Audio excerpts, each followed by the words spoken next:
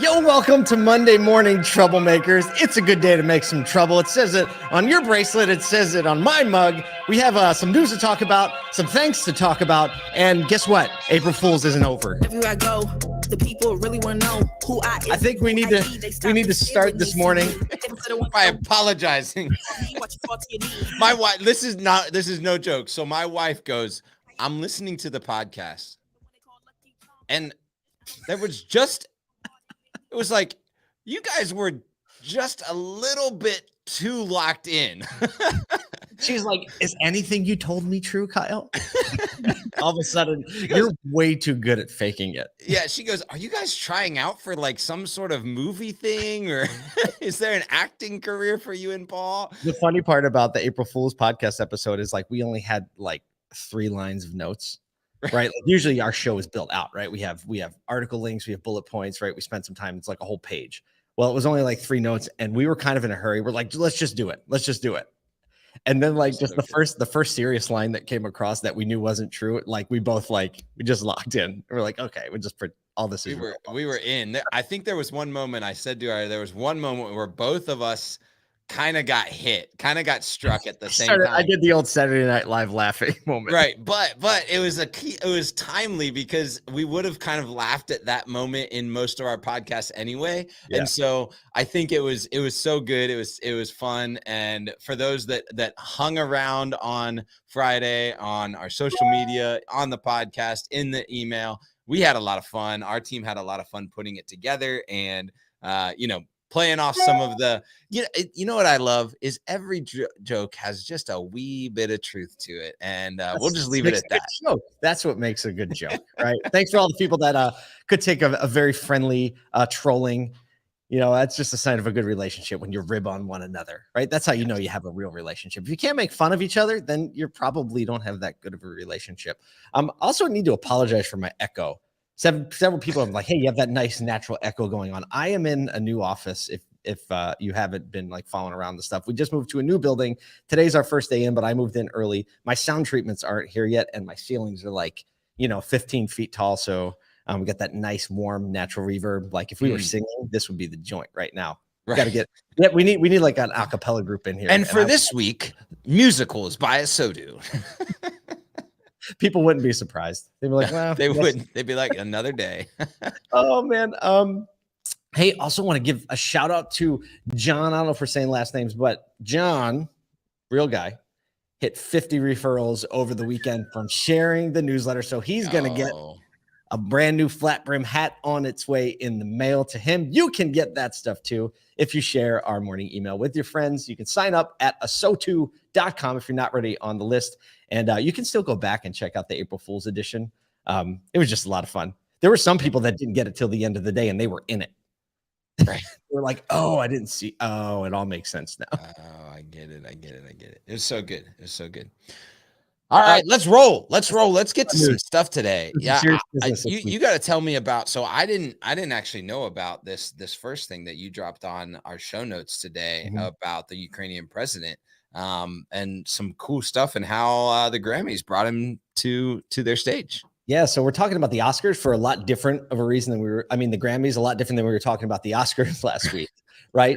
Quite different. And these issues. So it's funny because the Grammys, they struck, I think, a very welcome tone in entertainment. A lot of the hosts actually poked a little bit of fun. Everybody from like Questlove, they were just talking about, hey, everybody stay in your seats, stay away from me. Like one person came up with a helmet on. So it was good to see the industry kind of poking fun. But I think one of the most touching moments of it and very unexpected, I think there's probably never been an issue like this where you have a world leader from another country addressing the Grammys. So Ukrainian President Volodymyr Zelensky, he delivered a pre-recorded message. And for those of you who may or may not know, he's an artist himself. He's an actor, he's a screenwriter. So he's a creative. And so I think there's already like that bond of connection. And basically what he did was encourage the people in that room, the musicians in that room, to share the Ukrainian story through their music, to keep singing and really appreciating the freedoms that they have as creatives and as musicians. I'm going to quote from the speech. It says, our musicians wear body armor now instead of tuxedos. They sing to the wounded in hospitals. even to those who can't hear them, but the music will break through anyway.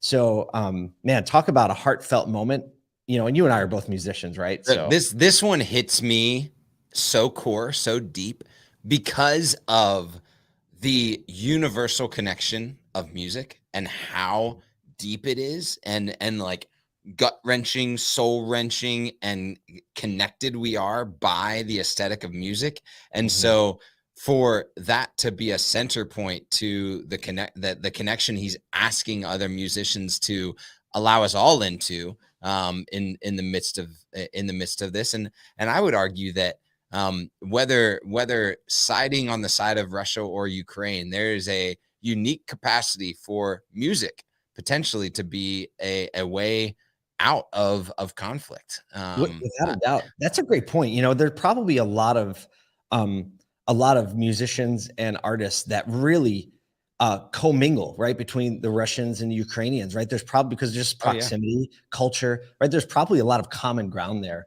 And yeah, like you said, I think this is an indicator and a reminder to us. We talk about, like, let's bring it back to automotive and retail in US for a second. There are these cultural ties that bring us together that are far greater than selling a car, servicing a car, worrying about a VDP, worrying about a CRM, right? They're really the deeper things that if we can connect on those things and align around those things, then we're just not only going to be more successful, but we're going to be more fulfilled, and we're going to be more of an enriching element in people's lives. And last night, you can see it in the article. You can link up to it. We linked up to it, so you can actually, see some of the comments that were made. But it's just a reminder that like in the middle of all the stuff we do professionally, creatively, whatever, it's like there's a human thread that it's all built upon. Yep. It's all built upon. This is just related to from a business perspective, is how you allow music into your business, I think, is even just is a note on this. Now you're right? speaking love language.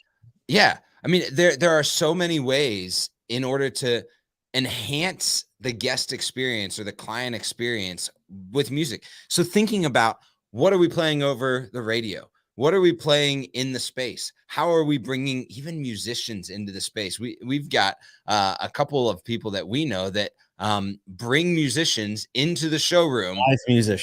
Live musicians in order to enhance the guest experience, because there's so much that music can do, and you can decide how the music might actually change the guest experience, whether it's high energy or classical, or the different ways in which you bring aesthetic in. And manufacturers know this. They're all changing the building aesthetic, right? So you think about the aesthetic of the building, the aesthetic of the soundscape.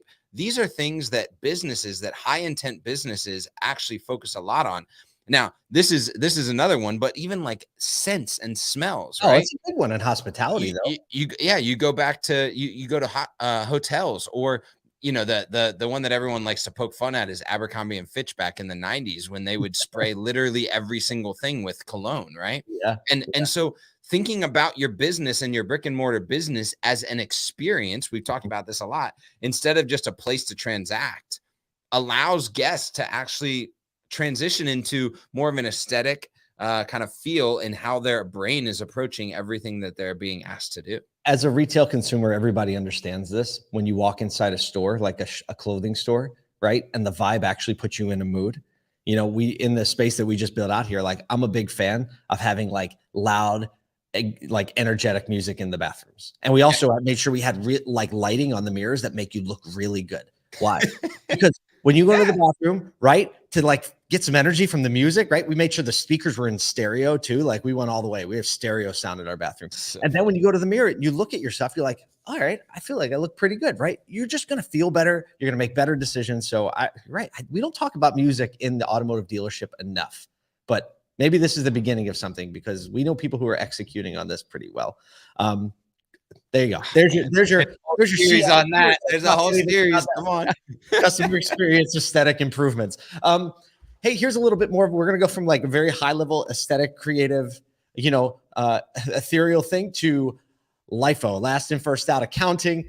We've talked about this. The first time I became aware of it was at our year-end extravaganza when then Chairman of NADA Paul Walzer talked about what the NADA was doing to lobby. Well, I think it was just Friday, maybe. U.S. Rep Dan Kildee, a Democrat from Michigan, plans to introduce legislation that would provide tax relief to dealerships that use the last in, first out inventory accounting method and have struggled to maintain inventory levels because of the global semiconductor shortage. Reading from the Automotive News article this morning. So basically, this legislation would allow dealers until 2025, right, to kind of regulate their inventory levels because it's been such an unusual situation. And I think this is, NADA coming through hard for the dealers on LIFO. And, this is the blocking and tackling of the business that doesn't get a lot of play, but it's happening.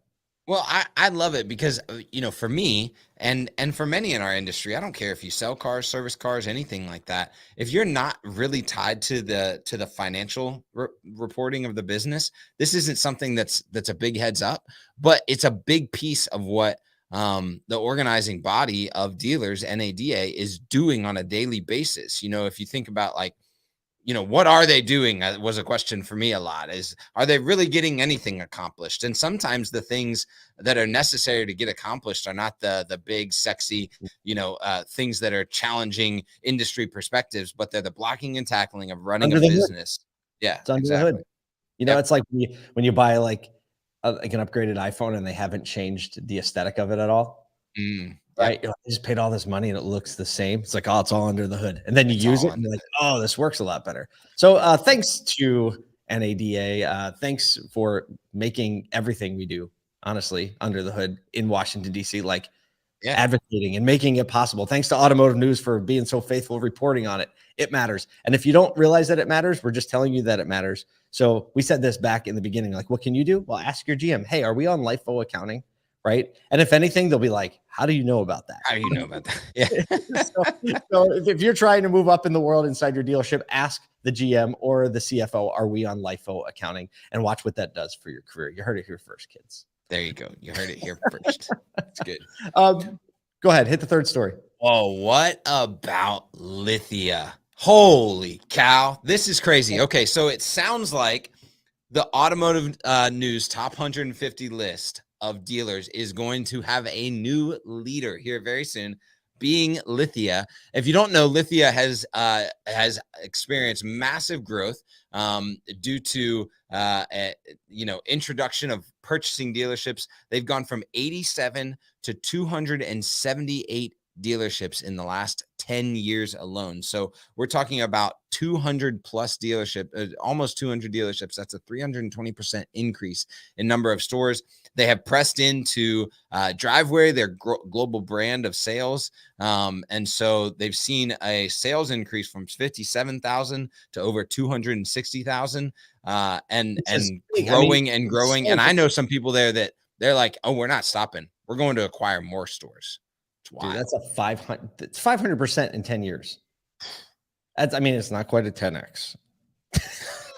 But it's a 5x. But come on now. Especially when you're operating at that scale. There's something about and if you don't know, because we have some new listeners, right? So Lithia is one of the biggest publicly traded dealer groups. So you have AutoNation, who has historically been number one for as long as I can remember.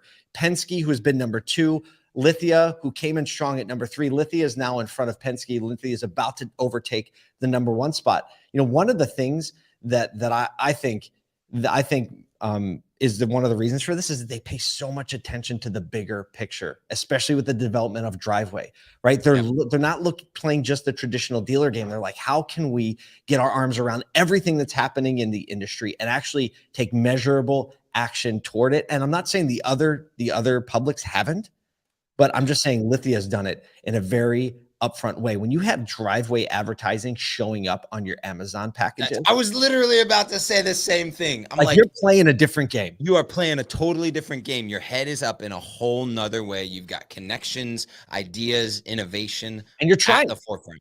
And you're trying things. Yep. Right. Like you can't win unless you try. Unless you fail, you can't fail unless you try. And they're trying, and I think it's paying off. Right. This is not an overnight success kind of thing. right? This is the long game. Current CEO Brian DeBoer, he actually joined. I didn't know this about him until I looked it up a little bit this morning. He joined Lithia in 1989, and he worked his way through the chain. He went through like manager training, general manager training, NADA Academy. So here's somebody, he's not like coming in off Wall Street, you know, and just managing a big publicly trade. Like this is someone who has spent time on the floor, selling cars, managing sales staff, managing entire store sales service, right? He understands the business. And he's a pretty astute, like financial thinker as well.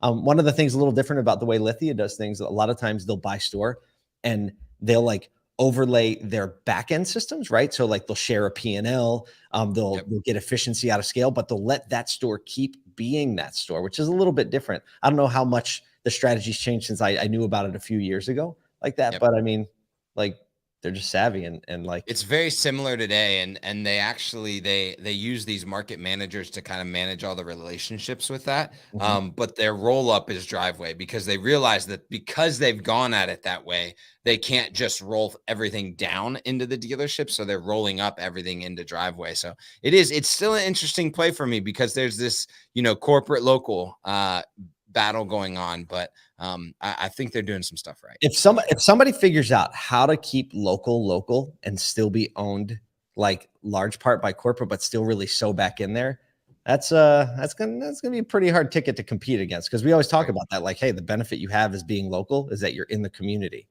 right? You're just in it every day. So if somebody figures out how to do that, I think they'll be in really good shape. I don't know. I think that's enough for a Monday. I think everybody has a lot to talk about already. We have a lot of work to do. Sign up for the email list at ASOTU.com. We have another great group of episodes coming your way. A lot of content coming out, a lot of new announcements. Let's keep bumping on Monday.